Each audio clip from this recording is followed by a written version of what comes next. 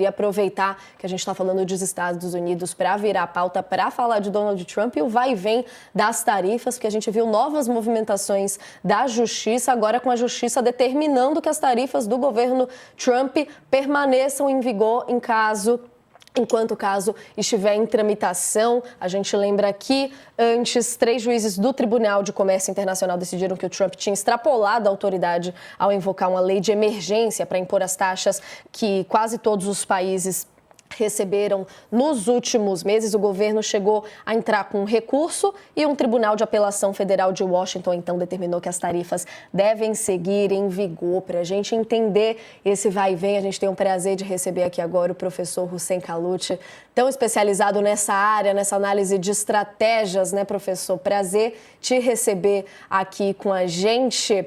A gente está fazendo a conexão com o professor no momento, mas eu começo aqui também jogando para o Josias. Agora sim, estamos com o professor aqui, professor Hussein Kaluch. Estava introduzindo para o nosso público um pouco desse vai e vem que já se estende há tanto tempo, mas agora com esse embate especificamente com a justiça, né? O Trump reforçando muito aquele discurso dele de que juiz não foi eleito, então não tem que ficar mandando em nada, mas agora ele está comemorando porque liberaram as tarifas, né? Bom dia para o senhor. Bom dia, Natália. Bom dia, Josias. É um prazer estar com vocês. Bom, na verdade, o Trump, desde o início do seu mandato, tem tentado governar através de leis de emergência, né? Então, tudo o que ele está fazendo é por meio dessa regra de exceção, por assim dizer.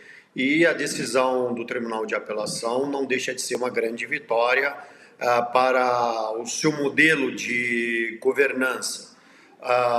Obviamente que ele tem governado, digamos assim, à margem um pouco do Congresso americano, porque a rigor a imposição de tarifas a outros países ou a utilização de alterações nas regras comerciais tendem naturalmente a terem de ser consensuadas com o Senado americano, e isso não tem sido feito, de modo que ele tem governado dessa maneira. Bom, o que também revela um racha no judiciário americano e o que revela também um racha no âmbito do sistema político americano. O restabelecimento, digamos, da lei emergencial do Trump para a imposição de tarifas é uma vitória política, não necessariamente é uma vitória econômica, e é importante que isso seja dito, né? Em alguns segmentos, o tarifaço de Trump, ele mais prejudicou os Estados Unidos do que ajudou em alguns segmentos, em alguns setores.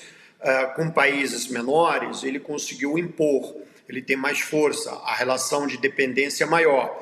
Mas, por exemplo, com países mais fortes, mais potentes comercialmente, ele não conseguiu obter vitórias significativas, e em outros casos ele teve reveses. O caso, por exemplo, mais clássico, que é com a China. Agora, professor, nós estamos falando de um episódio, como tudo que se relaciona com o Trump, os desdobramentos conduzem à insegurança, à dúvida, né?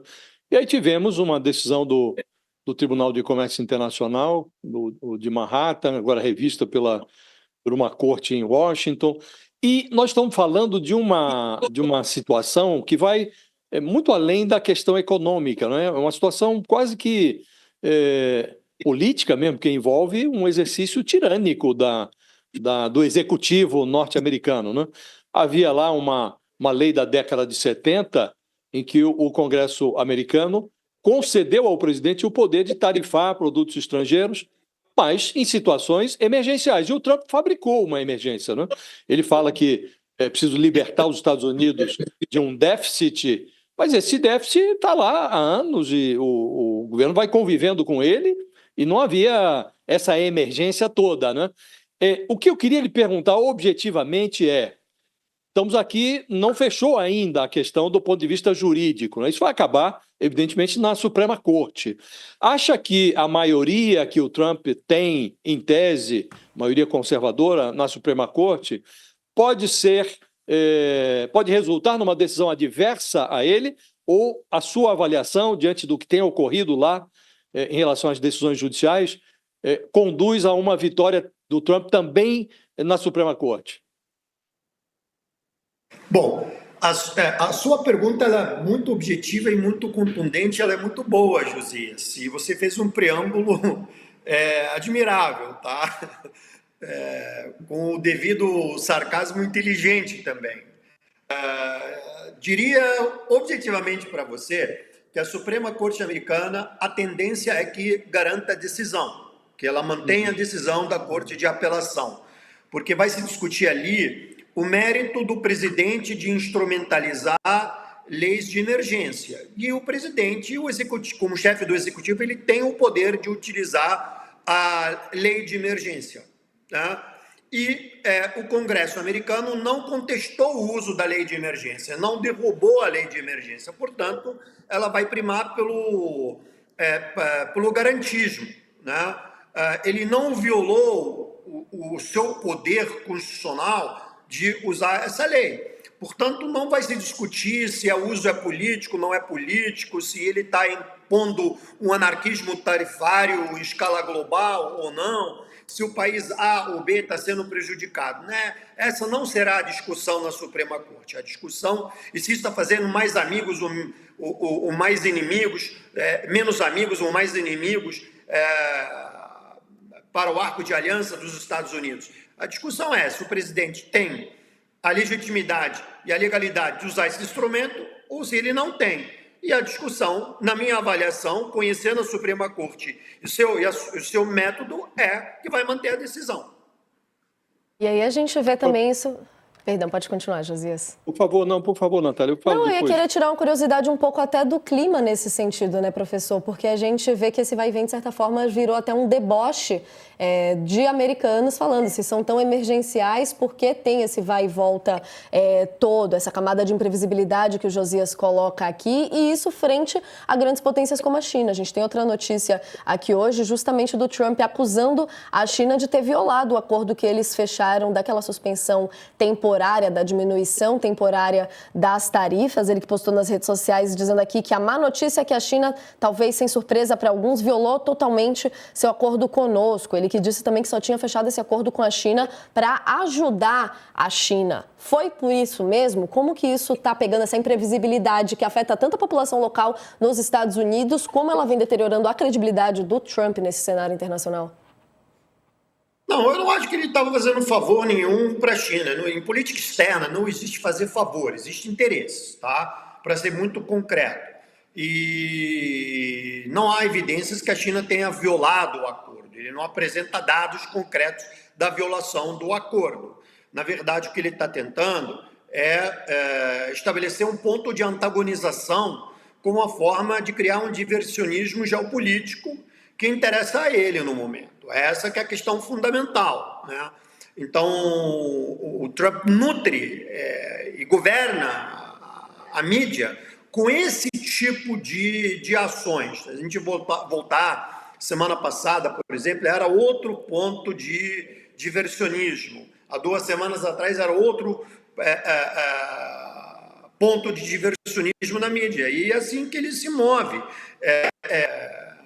digamos, em sua forma de tratar a percepção em relação ao seu governo, né? Então, é importante entender o Trump.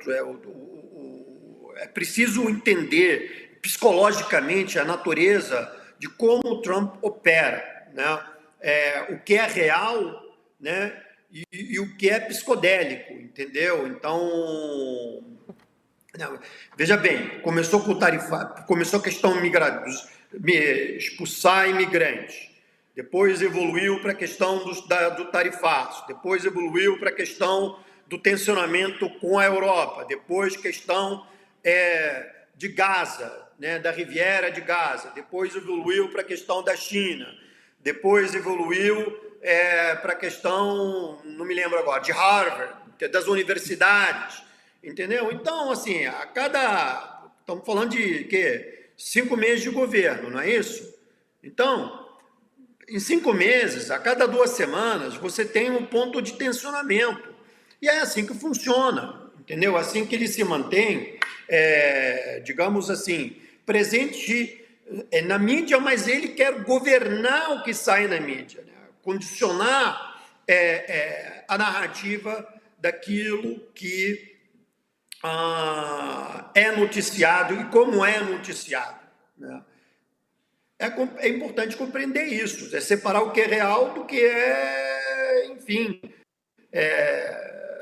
Parar o latido da mordida, muita gente tem falado.